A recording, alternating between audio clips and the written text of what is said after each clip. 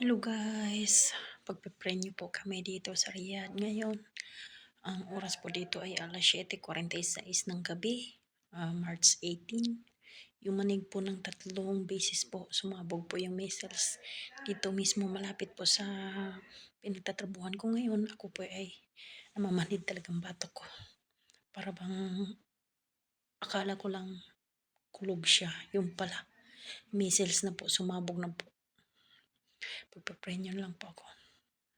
At kami lahat dito nasa Riyadh ngayon. At 3 beses po, hindi lang po 3 beses yata yun. Ewan ko po pa saan pagkainti. Kakadinig ko sa tinga kung sobrang lakas pong pagsabog ay 3 beses po. Wala po kaming magagawa kundi ipagpe-pray niyo lang po kami sa aming kaligtasan dito. Wala po kami, sabi ng aking amo na mag-relax daw. Huwag daw mag-alala. Parang tumataas ho ang aking dugo sa nervyos. Gusto ko po umuwi na Pilipinas ng buhay. Diyos ko, kayo na pong bahala yung tao ng Panginoon.